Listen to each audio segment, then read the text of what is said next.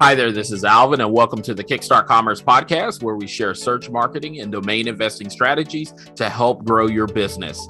In today's episode, our guest is Arif Sengoren, founder and CEO of Secretbrokerage.com, a boutique brokerage providing professional domain buyer, domain appraisal, domain portfolio management, and online brand protection services for select clients throughout the world. Today, Arif and I discuss how an architectural engineering career intersected with his becoming a globally recognized domain name broker.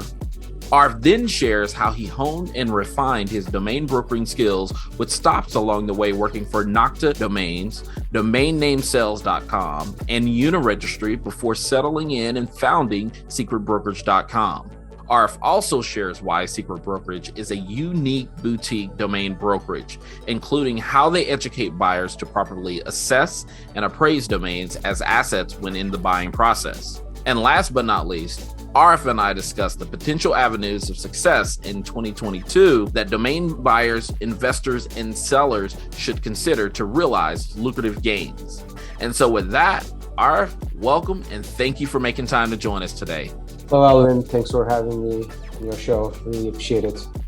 Yeah, definitely. I'm appreciative of you. I know there's a big time difference in between us, but glad to have you on the show as well as I know the listeners are too. So to kick things off, Arif, briefly share at a high level with our listeners a bit about yourself, who you are, your personal and professional background. This is Arif Sengoren. I'm the founder of Secret Brokerage. I've been doing the domain brokerage for like 12 years. I worked two different companies previously. Like I started with Nokta Domains, and then I worked for Uniregistry for like 5 years. And then I decided to do this by myself. Yeah, I'm based in Turkey. Based in Turkey. I actually had a brother who was in the armed forces, and he was based in Turkey for about a couple of years. So that's about all that I know or can say in relation to Turkey. So now tell me this, because I did just a little research on you. Now, how does someone with the agriculture engineering background, how do you get into domain name? I looked at that, I was like, I don't know how that happens, but I'm sure that there's a story behind that. That was pretty interesting. I mean, the answer is short answer is 100% luck, because before I got into the domaining, I didn't know anything about domains other than I knew what websites were, but that was it. I was doing my master's degree, and at the same time, I wanted to work. I wanted to make some money for myself instead of asking from parents, etc. And one of my childhood friends was working for Nokta. Actually, she's still working for Nokta. I told her that I'm looking for a job. And then she said, we got an opening. If you want to try, you should, And then, I didn't have sales background, but I was selling lots of things starting from my childhood, mostly secondhand stuff. But I was in sales naturally, not professionally, until I got into domaining. But the rest is luck. If I didn't ask my friends, I wouldn't be here talking with you at the moment. So you basically become an agricultural engineer per se for what, I guess, somewhere like a year or so. And then so I worked I could say a year. And then I went to Belgium to take Erasmus scholarship for summertime. And then I started domaining in Nokta. It was a quick and total change for my life.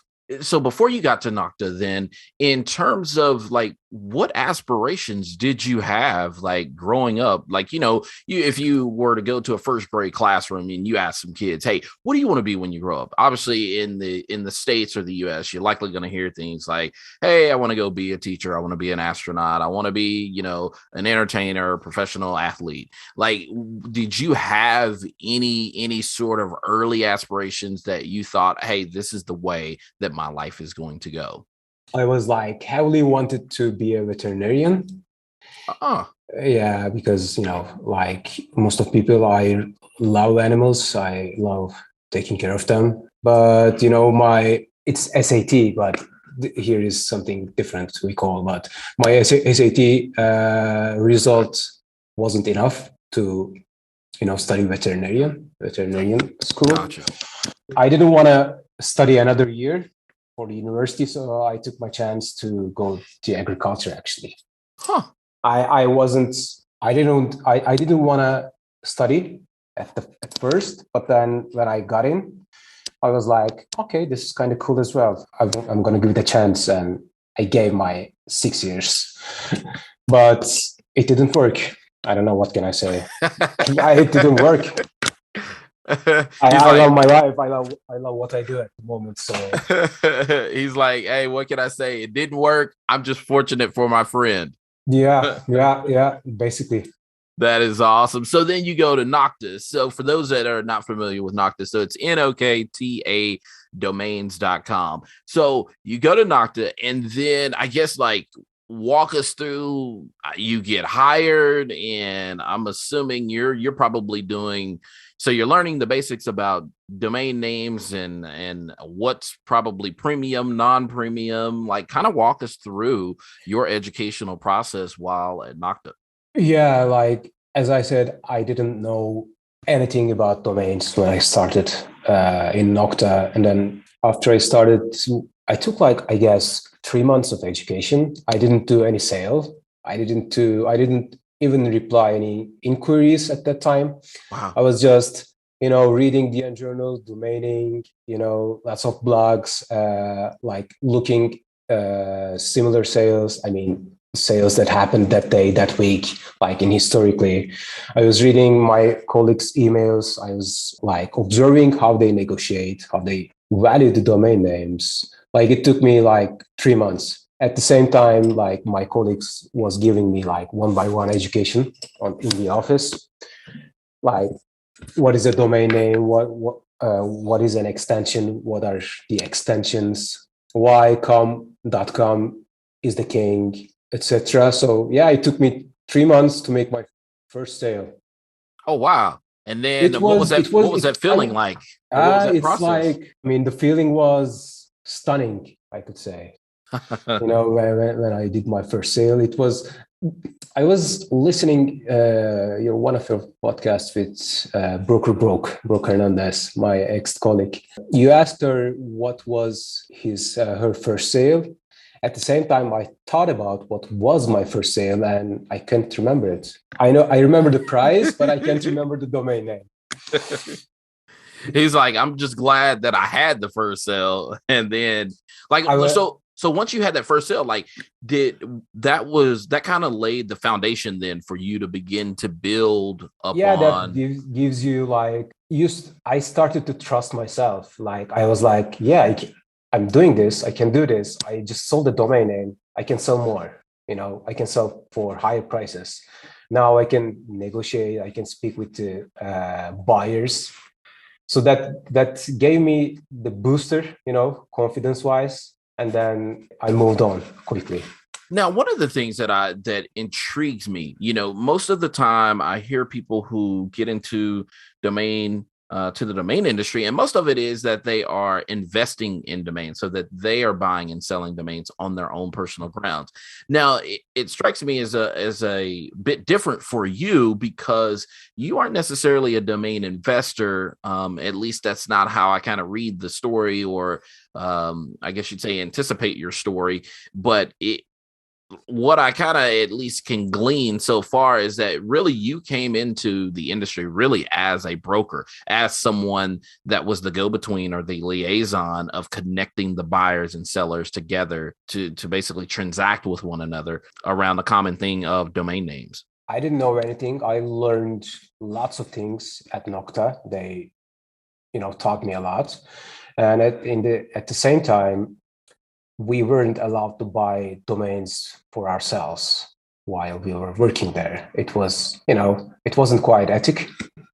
Yeah. So I didn't buy anything. By the way, I started actually doing the brokerage, like real brokerage for sellers in Uniregistry. In Nokta, we were selling the company's domain names. So we were acting like actually we were selling our own domain names, Gotcha. So No, that makes sense. In there, I was working like selling my domain names, but they weren't mine. Gotcha. Which is when I think about that, to kind of juxtapose how you entered into the industry with Nokta versus the average domain investor, so goes with the hard knocks of domain investing. Typically folks come in, they'll spend a couple hundred, maybe thousands of dollars on domain names that aren't necessarily worth the registration cost, if you will. Yeah, that was the big difference. When you put some risk on your money or on your time, your psychology is different when you don't, because I was selling someone else's domain names basically. So I could be Diamond Hands if I had to, and then I could be Paper Hands if the company needs liquidation, but not me. That's a big difference. So then you really learned then the disciplines of selling domain names before you learned the discipline of buying domain names. That's quite right. Yeah. And how do you think that set you up for success, or could set a domain investor up for success? When you share risks, and in that case, like as a starter, my share of risks were very low, So I could really take some time to understand buyers' psychology by buying the domain name, spending money. When you have some basics, buying and selling sites, then you start to understand people's behaviors. You start to understand where that negotiation will go, more than like average domain brokers, like as a starter. I couldn't be that successful if I own those domain names by myself. Right. Because terms would be very different. And you're correct. It's a difference in knowing that you're only buying from one person versus you actually buying from a brand or a perceived brand. There's a lot of things to be said, both the good, the bad, and sometimes the ugly. But the point of this being that in most cases, the brand is going to always have the advantage over the single person. That's right. When I was there, we had when I started, we had 150,000 domain names. If you make a round calculation, it's like $1.5 million in renewals a year, right? Wow. Getting that burden on your shoulders is quite different, getting in not to. Because if I have to pay $1.5 million every single year, then I could at that time, I could sell some domain names less than their value in order to pay the renewals. But at that time, I was just only, I wasn't afraid of not selling. Right. And in the domaining, the power of no is very important. That's Frank Schilling's quote, I would say. But, if you can say no a lot, and then you probably make more money. I'm sorry, that was my cat. She's not happy at the moment. No worries. So then you work at Nokta. You gather so much experience from various different angles of selling premium domains in terms of individual deals, bulk deals, single names or portfolios. Now, did you work any in terms of lead generation or monetization, any of that during that time? So I started with selling, and then after some time, that was it. In Nokta, we were working as a team.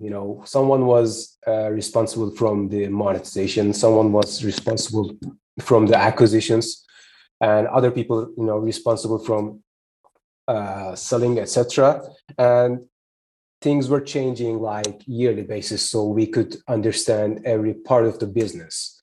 So one time, I worked on monetization side, appraisal side, acquisition side, and selling side. when I was working for Nokta. So I took almost all kind of responsibilities a brokerage could, have, I guess. Right. And so you worked at Nokta a little over 4 years, and then how did you make that move from, because you wound up working for Uniregistry? So kind of get us, I guess, bridge that gap there between your time at Nokta and how you got over to working for Uniregistry. It was weird as well. So I couldn't remember the year, but it was, one of the Domain Fest. So that was probably sometime 2000 prior to 2015 then. Probably it was 2012 or 13. Gotcha. Not sure. We were attending the conferences, and the second one, I guess, was Domain Fest as well. I had pleasure meeting with Amanda and Jeff. Okay. Jeff Gabriel. Yeah. After 5 years at Nokta, some things didn't go well. Some unexpected things happened. So, I had to leave the company. And then I was like, as a Turkish person, it's because Nokta still is the only company in Turkey who is, doing domaining professionally. Other companies or, people, they're just doing it like side job, half time. So as a Turkish person, I was quite, upset because I didn't know what to do when I left Nokta. And then one day I just went to domain name sales website before Uniregistry, the brand was domain name sales. Right. I checked the openings. I saw they were looking for salespeople. And then I sent an email to Jeff. Hey, Jeff, I saw that you have some openings. I'm looking for a job in domaining. Would you like to talk? And luckily, he accepted that invitation and, spent some time to talk with me, ask me what I was doing, what I was planning to do, etc. And then we had some, calls back and forth with Jeff, with Dan, and other Uniregistry people. And then they, especially Jeff, wanted to give me a chance. That's how I started to Uniregistry, domain name sales. That's awesome. And then, so you go to Uniregistry there, and how did that open the world up for you? Obviously you started at Nokta, but then you get to Uniregistry, and it certainly seems to be a bigger breadth of the world of the industry. Absolutely. So it actually changed a lot for me because, when I was with Nokta, we had our own, annual targets, quarterly targets, but that targets were for the team, not just for myself. But in Uniregistry, it was a bit different because it was more individual work. Of course, there's a team, there are some targets, but the competition was between the brokers. So it was more individual, and also I had to work remote. It's pretty normal at the moment, like for 2 years after COVID-19, but until COVID, I was working for like 4 years from home, and like all my friends were looking at me, man, how do you make money? What do you do at home all the day? I had my own phone. I was doing like hundreds of calls each day to Europe and United States. But in Uniregistry, there were like lots of big names, lots of big sellers, ultra premium names that I had the opportunity to work with. It was another level. Nokta taught me a lot, but Uniregistry took it to another level. But I was because you were able to work with some of the focused on selling in Uniregistry. Gotcha. That's different than Nokta. Yeah, that, and then you got to work along with some pretty big industry names as well. Not only are you getting to work with big industry names, but you're also, I'm assuming, probably picking up tips and tricks and different things along the way from them, as well as sharing your own. Yeah, true. I had the opportunity to work with probably almost all the names in the market. It was a life-changing experience in Uniregistry. That's, I could say, I can't thank them enough. I cannot thank Jeff enough. That is awesome. And so then coming into the Uniregistry land, now obviously, if for those that aren't familiar with Uniregistry, so Frank Schilling definitely he hedged his bets in terms of the new top level domain extensions, or as some would say, the new TLDs or the new Gs, as they were commonly referred to. So like when you initially started, I would probably say, or take a good guess, that you started out really primarily focused on .com domains, but now having been in the industry for a while, do you find yourself only specializing in .com, or do you find yourself also selling other extensions as well? Probably 80% of my sales were generic TLDs like .com and .net, I would say. But at the same time, I worked with pretty big portfolio of .co.uk's, because Nokta had a big portfolio of them. I had some experience with CCTLDs. Like when it comes to GTLDs, I mean, I made some sales, but I can't say I didn't have enough opportunity to work with new Gs a lot. Right. So, yeah. And so then, like, what's your own perspective about the new GTLDs? Obviously, for some people, it's just kind of like, no one should ever worry about those. With other people, we've found and seen that, hey, they're making a relatively decent living. And then others have purchased the matching.com of their new GTLD, although they use the new GTLD to promote, whatever their site is, and redirect the .com to it. So like what's your preference or opinion when it comes down to whether using .com or whether using non.com? Like, kind of what's your take on the land? Should I speak like as a seller, buyer, or broker? Let's go seller, buyer. Okay. I mean, I wouldn't buy new Gs if I'm going to start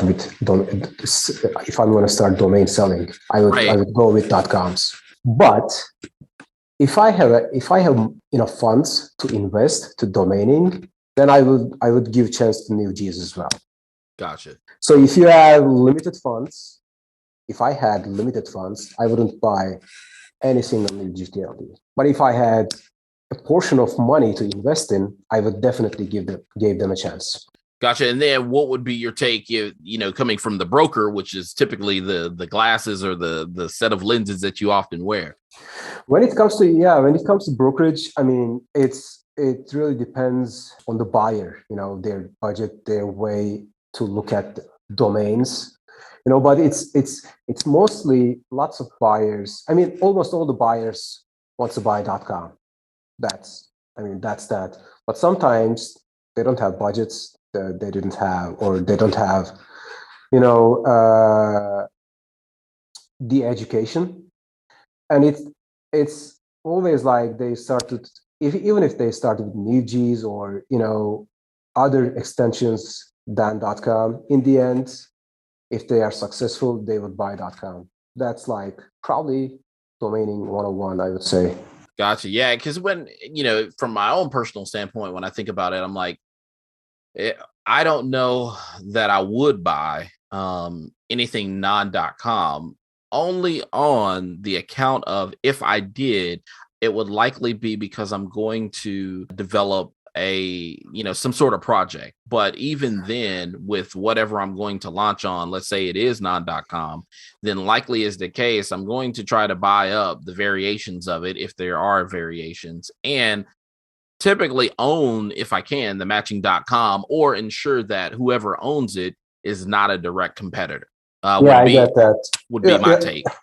Yeah, the thing is, I mean, lots of businesses trying to get into the business world with limited funds, Right. And of course, they don't want to spend their entire budget to a domain name at first.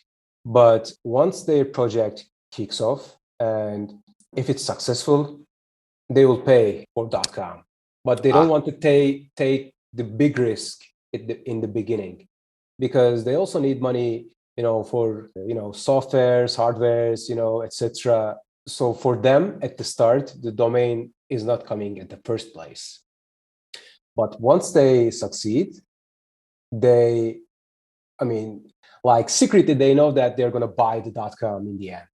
but they don't Right. want to. They don't want to spend their entire budget for the domain name at the beginning, and that's quite understandable. That makes complete sense.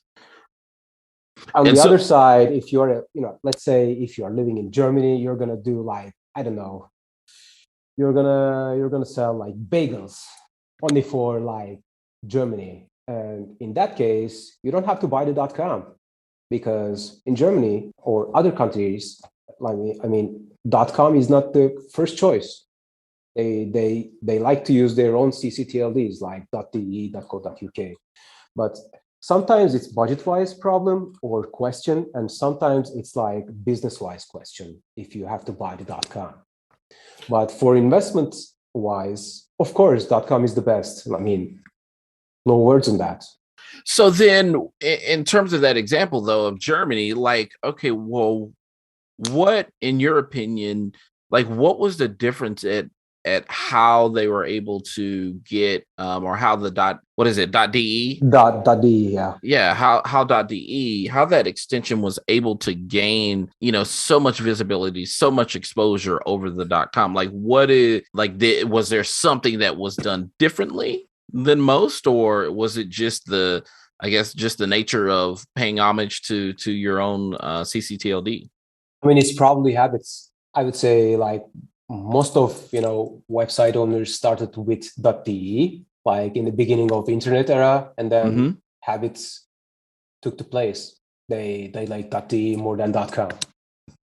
I would say that. I mean, in Turkey, it's like 50-50. Like people like to type .com and .com.tr to the browser, but when it comes to Germany, when it comes to probably in the UK as well, they like their own ccTLDs a lot, and that's probably habits.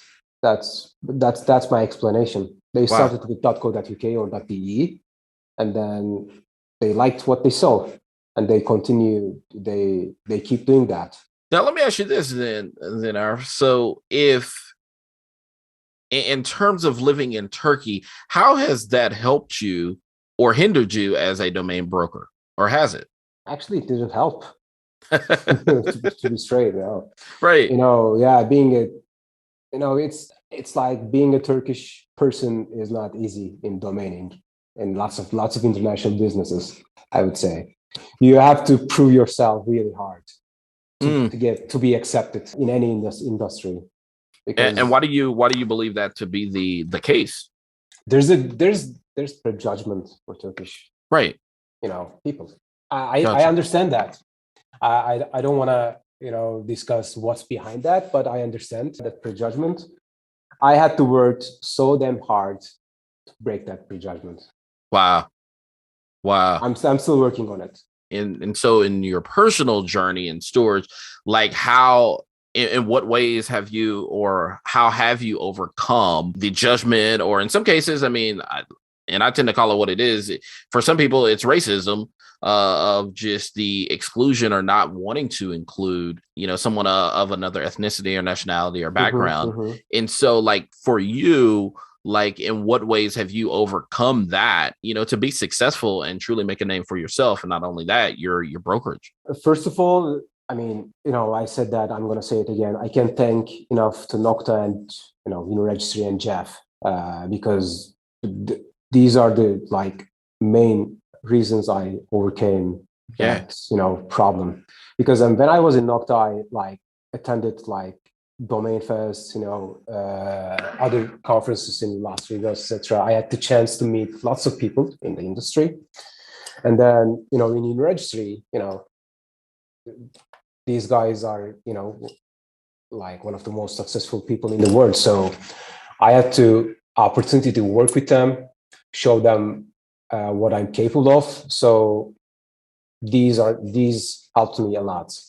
So after that, after some kind of, story, people understand who you are. They don't care about your, nationality after that level. But yeah, I had to work hard to overcome about that problem.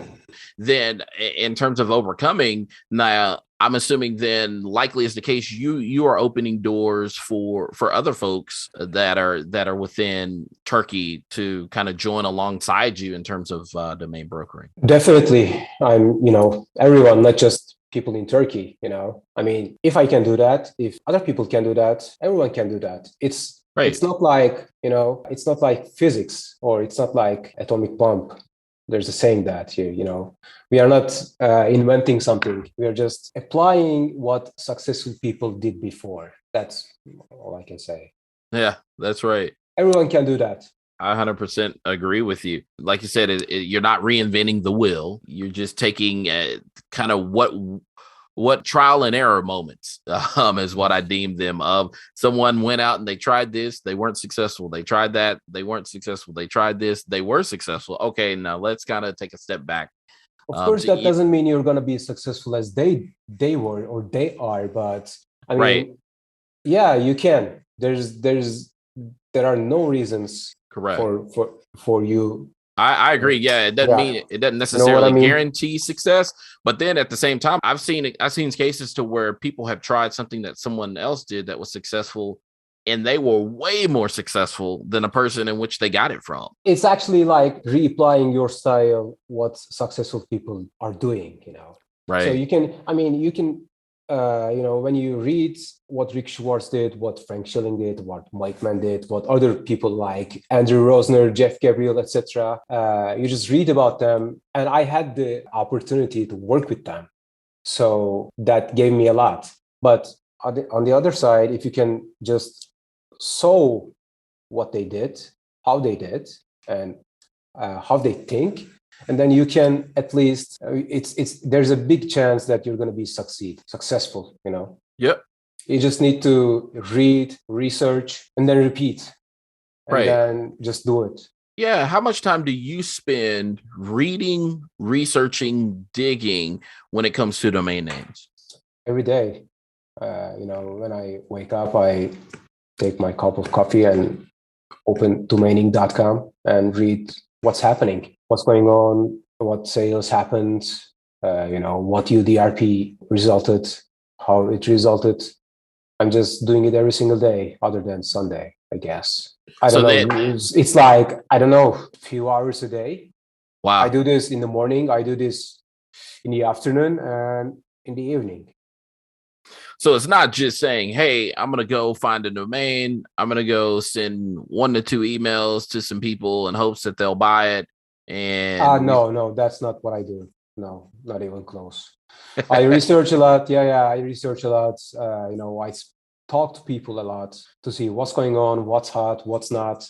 I check, TechCrunch to see what companies do, what are the new keywords, what are the new technologies or trends, It's like, I would say at least 60 or 70% of this business is about researching and following the market. Wow. Reading every blog, then you're likely paying close attention to DN Journal on a weekly basis. DN Journal, Name Bio, DN Forum to see, what's hot and what's not.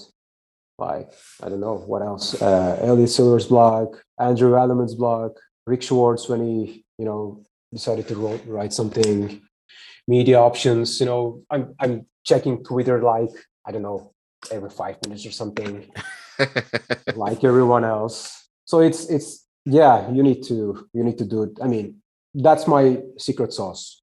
If I'm successful for other people who are going to listen to this, my only advice is to read a lot. Keep reading and keep searching. And sifting. Yeah, this is, how I did it. This is how I'm doing it. So I'm not saying I'm the biggest guy out there, but I mean, yeah, but you've sold over $10 million, right? Yeah, I've been doing this for like 12 years, and I'm gonna keep doing this probably, until I retire somehow, if there's a retirement in this business. But what I'm gonna do is keep reading and keep searching, keep researching. Like I said, I mean, you've been in the industry a long time. You've sold, $10+ million worth of deals. And so then now the interesting thing is, so you work for Uniregistry, But then how did you end up going out on your own with secretbrokerage.com?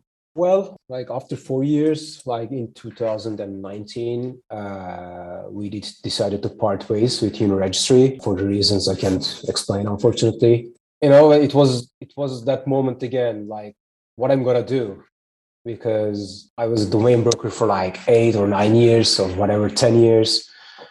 And then, instead of applying jobs, then I decided I'm going to try doing it by myself. I mean, I have had enough doing it for other people. So I'm going to give myself a chance and try doing it by myself. That's how I decided, actually. It took me like 4 months to decide what to do. And then I decided to give myself a chance to run my own business. Wow. And then did you already on secretbrokerage.com, or was that you had to go out and... No, the thing is, no, I registered the domain name. Nice. So there's this, I mean, I don't know why, but I love the word of secret. I wanted to put that keyword to my business. So I was searching domain names and then searched secretbrokerage.com, and it was not registered at the moment. And then I took it, registered it, and decided to use for my own business. And so then you purchased the domain name, you set up a website. I purchased the domain name. I waited another 2 months to decide what to do, how to do, who to do with. I had to work with website designers, software guys. I had to find them by myself. That's the tough part, to work with other people, especially hiring people. And then it took me like 5 months, actually not my time, like designers and coders time. They spent like 5 months to design the website. At the same time, I was in touch with the people in the industry, like letting them know, hey, this is Arif. I'm working for myself. From now on, this is my company. This is what we are going to do. This is how we are going to do. I was making connections through emails, through social media, through phone. I sent some emails to people I worked in the past and let them know that I'm starting a new company. And yeah, like in 2020, in May, we started operating online through the website. And yeah, here we are. So I'm assuming that it's you and then a team of folks that you're building around. Yeah. It's not like, I mean, there's me, there's Jason White, there's Darren Lopez. You've probably heard them before. I had the opportunity to work with them when I was in Uniregistry. They are not my employees. We're working together. It's like we are sharing a brand to the business. We are all responsible from our own customers. So yeah, I mean, Jason is in Canada, Daryl is in Portugal. So we are kind of operating like 724. Time different, time zone wise. Right. We are almost like available 724. Now, do you end up doing, deals in your native language? Probably 1%. Like all our businesses is my own language, but wow. that's quite little, because the industry is not quite bright here in Turkey, like because of the depression of Turkish lira against the US dollar. So right. Yeah. I mean, almost all of our businesses are with Europe or United States. Now, how does the time difference, does that create challenges for you in terms of running Secret Brokerage? We are now talking. It's 9 p.m. here. I'm not, I'm okay with that. I'm happy with that. But this is how I live. I wake up at like, I don't know, 9 a.m., start working, and probably I keep working until midnight. This is what I had to do. But I'm enjoying it. I'm happy with that. Yeah, and that's what I was going to say. I mean, you seem to really enjoy it. It seems to bring you life and not necessarily a drain. I'm pretty sure there are certain aspects, as is with life. There are certain things that are always going to be like Man, I could actually live without doing that one or couple of things. But for the most part, all in all, Secret Brokerage, like I said, it seems to give you life, and you seem to rise with an enthusiasm to go after it each and every day. It's It is. almost It as is. if it's not work to you. Yeah, it's not like I'm doing this because I have to do this. I'm doing this because I love doing this. That's, I mean, pretty important. Then that's pretty unique because lots of people are working every day and they don't like what they do. But I love what I do, what we do here in Secret Brokerage and in domaining. I love my job. I mean, yeah. And that's what I often hear, just interviewing people. I love what I do, and I personally subscribe to. I'm like, hey, the day that obviously there are going to be challenging moments. I get that, no worries there, but it's like the day that I truly wake up and my heart is not all the way into it, then it's time for me to do something else. Yeah, probably that's why like lots of people started getting into NFTs. Maybe I don't know. Either that or the early sweepstakes of money. Who knows? Yeah. I mean myself as well. But learning something new probably keeps me fresh and young. I don't know how to say that. Probably, but like NFTs, domains. Like 10 years ago, when I got into the business, I was like, what the heck is happening here? People are paying millions of dollars for buying like basically website names. Oh, Why are wow. they paying? Starting from that and coming to here, enjoying, probably NFTs are the same. I mean, for me, it's the same. Learning something I like, that's my probably, more than a hobby. That's my lifestyle. An early adopter. Yeah, probably. Yeah. I'm not early adopter of domains, but I'm probably early adopter of for NFTs. Right. Now, how did you make that parallel from domains to NFTs? People in the domains showed me. People in the domaining, they were like sharing some weird pictures on their Twitter, saying that I bought it for this, 1 Ethereum, 2 Ethereum. I was like, what the heck is happening? Again, after 10 years, I said that sentence again. And then thanks to Alan Dunn from here, I sent a message to Alan and asked him what's going on. He gave me a brief message and, brief history, what's going on, what he thinks it's going to happen. And then from after that, I started doing what I've been doing, researching, reading, and seeing what people do. That's how I got into. Gotcha.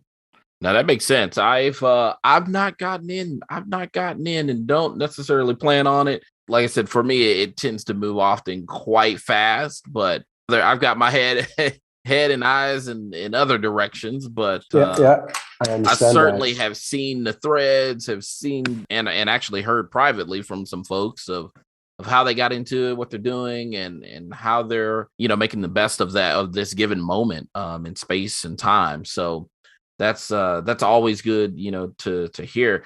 Let me ask you this though, in terms of 2021, like what was that like for you and for Secret Brokerage, in terms of the domains that you were able to successfully sell, juxtapose that to the industry, how well the industry did in and of itself. Before I begin, what we are doing is we are not actually doing seller brokerage. What we are doing is only acquisition and appraisal and portfolio management. We are not, I mean, there are lots of great people, great companies who are into selling. And like, to be straightly honest, I couldn't find a way to bring a fresh air to the selling side. But I still think that there are lots of things I can do and we can do as a company on buying side. And that's why we are in the brokerage on the acquisition side. And so you're actually actively helping people then buy singles, or is it more so portfolio? It's like mostly end users buying like domains, not portfolio, individual domains. Gotcha. So as a number wise, we closed 2020 with a bit over of 1 million on acquisitions. We did pretty well at appraisal and management as well, but the main business is acquisition. And last year we closed it with $900,000. That is awesome. So let me ask you this. So in terms of appraisal, obviously, when anybody hears the words domain name appraisal, domain appraisal, it's like a game of whack-a-mole. It's, everybody's kind of like, well, I appraise domains this way, or here's how you should appraise domains. Well, no. Are we talking about retail? Are we talking about wholesale? Like, yeah, that's a quite complex thing to do. Yeah, and I can see that's really hard thing to do, to appraise a domain name, because what makes it so hard? Because every single domain name is unique, and we as a domain industry have a very, very big problem about the data we are sharing. Right. We don't have enough data, so it's pretty hard to understand the domain name itself. And also we also mix the things up. If you are the domain owner, and let's say I'm just making it up, there's going to be probably a big difference price wise if you own glass.com or if you appraise glass.com, because as an owner, mostly you have emotional attachment to your domain name. You think it's the best or one of the best. For glass.com, that's okay, but for I don't know, wineglass.com, you think it's one of the best domain names in the market, but the person who is praising domain name is not looking to the domain name as emotional as you. Right. There are emotions, there are trends like changing so fast. There are sales. There are lots of things to take into your calculation. It's not like appraising a flat or apartment. It's easy, but in domains it's very complex. And in the end, there's no guarantee you appraise it well. That's the problem. You never know. Probably like 70 or 80% of appraisal comes from the experience in the market, and that's pretty hard thing to find. And so then in terms of how you come in and the value that you add, so you're really getting, I guess you'd say, sellers to come down out of the pie in the sky dream of wherever they have this domain listed in terms of listing price. But you're also having to do a bit of pull from the buyer side too, to get them to possibly raise their expectation, to get them to meet in the middle. So like, let's say you have a domain name that someone has listed for $140,000. A buyer comes to you and says, "Hey, we want to purchase this, but we only want to pay $2,000 for it." Now, you've got a buyer that you're like, okay, yeah, hey, you're gonna have to come up, not just a little bit, but a lot. But at the same time, you may also be looking or working with a seller that you say, hey, that domain isn't really about $140,000. Let's say it's more like $60,000. And then you got to go back to that buyer and say, hey, it's really not 2,000, but if you were willing to pay anywhere between 40 to 70,000, we could probably get there. And let's say you just end up arriving at something like 55,000. Mm-hmm. I'm assuming that that's the type of service that you're providing, educational wise, but then at the same time, just appraisal wise. Like educational wise, yeah, but mostly on buyer side.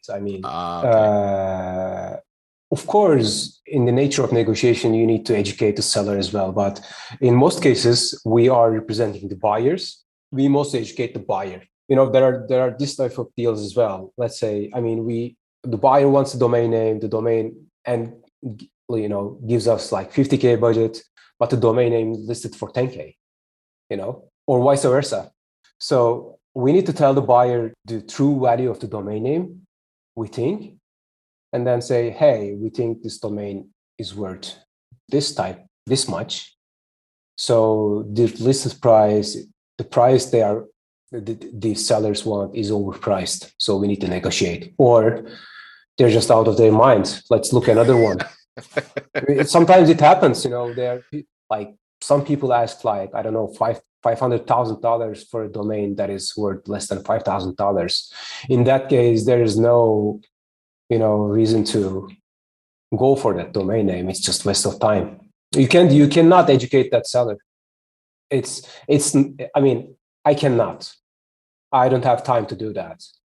If it's like, a domain name can't be appraised $5,000 and $500,000. There's something wrong, Right. The gap isn't that big when it comes to the value. So yeah, the appraisal is actually a bit different. We're just doing appraisal service. Let's say you want us to appraise alvin.com, and you don't need to, if you don't want to buy that domain name, that's okay. If you don't want to sell it, that's okay. If you even don't own that domain name, that's okay. We're just doing the appraisal. In the end, we say, hey, we think this domain is worth this money in retail and this money is wholesale. And we mostly give a range instead of just one price. Right. Like we're doing like, hey, this domain is worth between 5 to 7K in retail and I don't know, 1,000 and 1,500 in wholesale. So that we try to give the people some room to, giggle in the negotiations instead of giving them full price or one price in appraisals. So you could actually be helping a company who is really trying to decide and say, okay, hey, we do have a budget to go and invest in a given domain name. Here are the names that we're actually considering. What are your thoughts in terms of what we should pay or what we should expect to pay for these given names? Yeah, true. That's what we do. We first take a look at their business model, what they do, how they do, to see if the given names are the best choices for them, if they are. And then we say, hey, you want this? We think this is probably worth this money.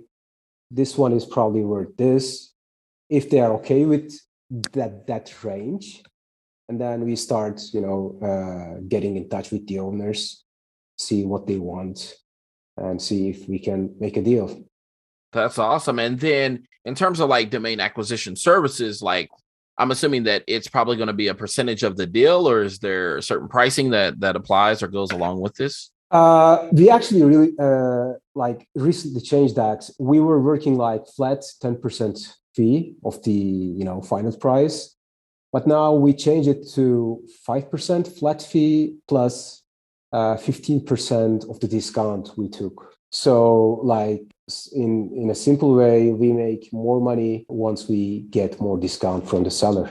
So that's what incentivizes you to work on the buyer's behalf. Yeah. And to ensure that they get, a good deal. The best deal they could. That's awesome. And so then when you look at 2021, obviously we look at, I think Rick Schwartz did some sort of analysis, and he was looking at how many of the six-figure sales that had happened, and obviously 2021 dwarfed 2020. And so crazy. And so like, do you see that same sort of year happening for 2022 for your own brokerage and just the industry at large? Like industry-wise, we are going higher this year as well.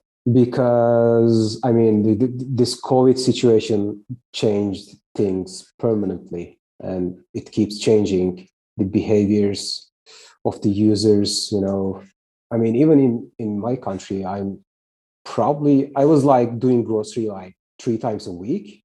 Now I do it all online. That's for grocery.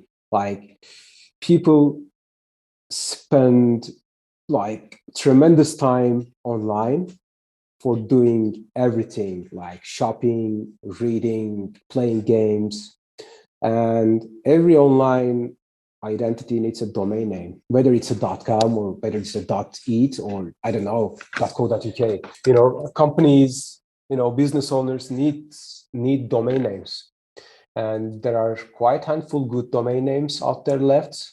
I believe this is going to be another crazy year. Not sure if we can dwarf, 2021, but I'm expecting a good year industry-wise.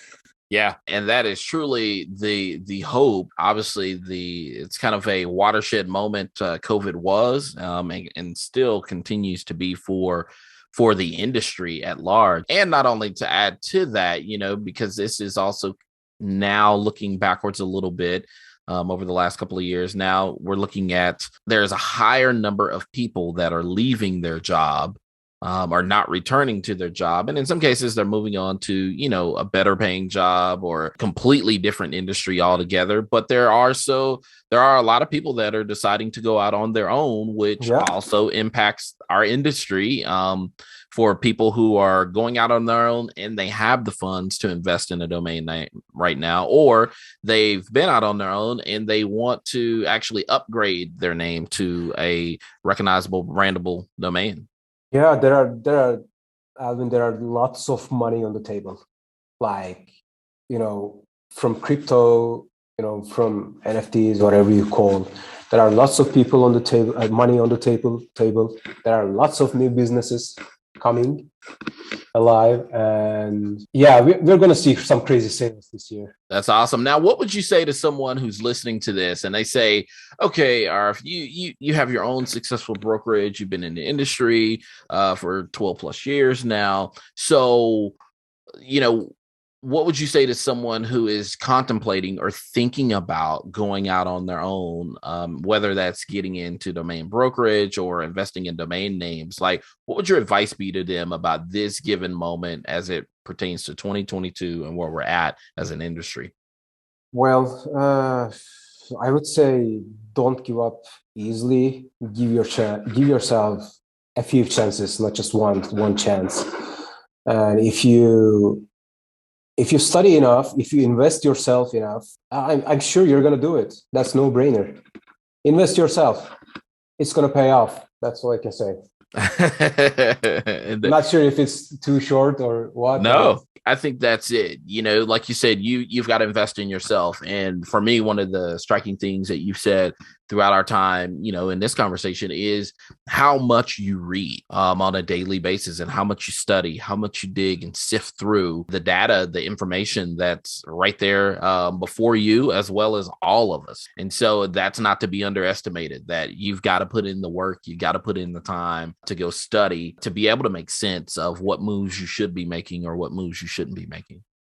Yeah. I mean, if you give yourself a chance, if you study hard, you're going to be successful. That's simple. Sounds simple. It's not simple, but in the end, you're going to make it.